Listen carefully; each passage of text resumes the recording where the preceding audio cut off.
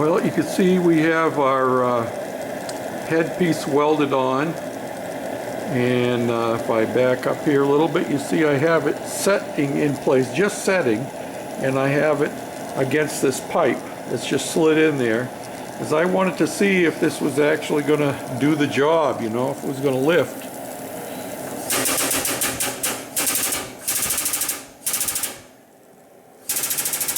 And you can see it's lifted just fine. Now, the issue I'm going to have, which I've already discovered, is I'm going to have to be very, very careful with my drop, because if I back this off too much, it'll drop really, really fast, which I don't want it to do. So all I'm going to need it to do is just turn just ever so much, and that's as far as I want to go down, because that's down against my safety bar. Yeah, if I backed it off all the way, that thing would just drop. So I'm satisfied that the jack is going to work. My headstock fits in there. I may want to grind off some of my weld on there. It's a good weld, but I may want to grind some of it off just to make sure that it slides up all the way into my headstock here.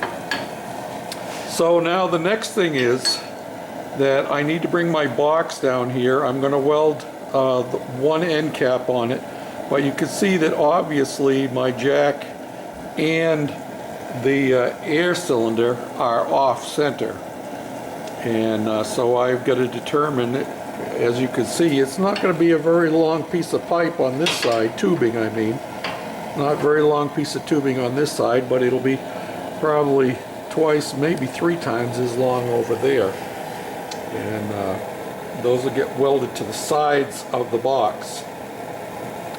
Now I want to make sure that I get this dropped all the way down, and make sure that everything is going to work the way it is supposed to. I'm thinking I might need to unload the top of my lift. I've got the frame up here and a bunch of other junk. It's just been collecting stuff and parts and pieces for the lift, of course. May want to unload all of that stuff so that I can actually drop the lift all the way down and determine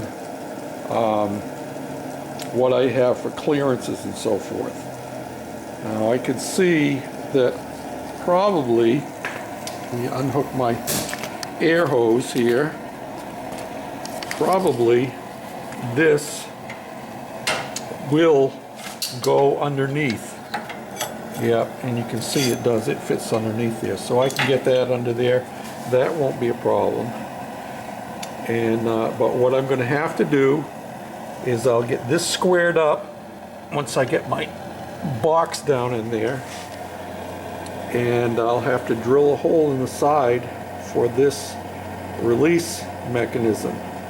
Now, like I said, it only has to turn just ever so much, and I've got to determine how I'm going to make that work. Maybe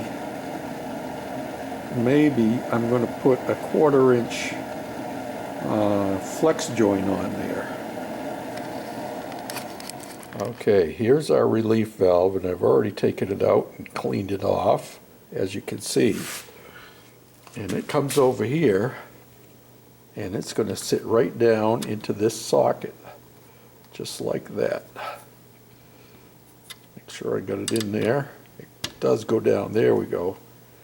Goes down in like that, and we'll put a couple of tack welds on each side just to hold it in place.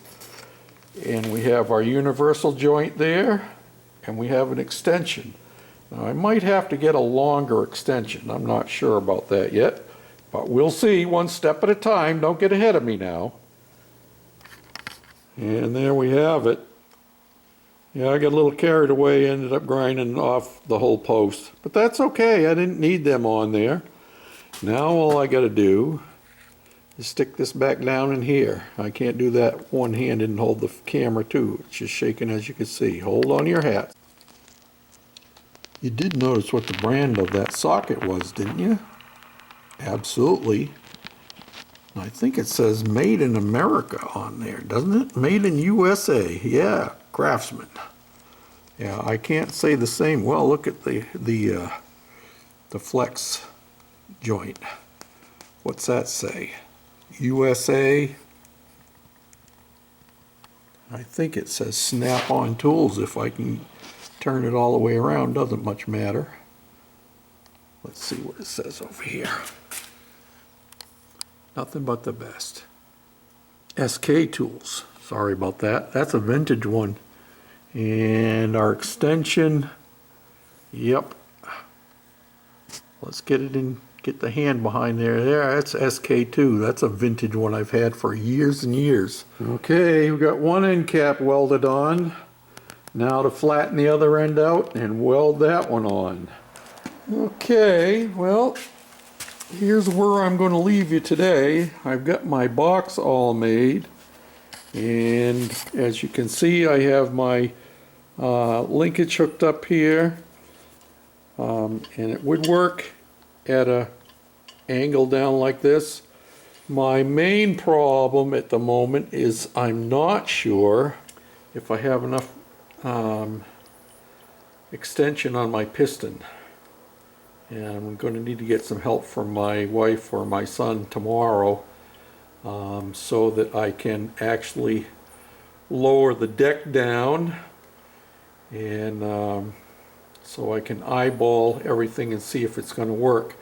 You can also see I have my floor jack under there, and I have my wheels up off the ground quite a bit to get this even close to being flush with the top of the rails. I'm not sure how critical that is, but that's where that's ending up like that right now. The pump and so forth is not a problem, but the box is in the way. And I am, let me see here, I am just about 3.5 inches off the ground. You can see that. So that's not a problem, because I got some bigger dolly wheels that I could put on, and I could mount them down under the frame to get that end up. And if I raise this end up, which I can do probably just with those screws. But what I'm thinking about is the way my shop is set up here. It would be nice if I had the dolly wheels on this end, so I could swing this end over towards the garage door when I'm loading and unloading, you know what I mean? So I think I have some big dolly wheels that perhaps I could mount down under there.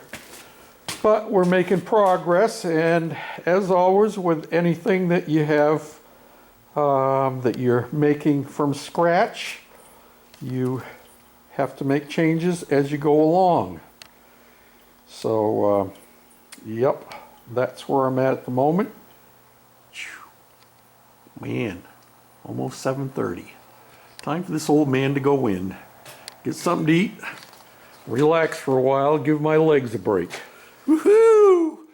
Yes, sirree, Bob.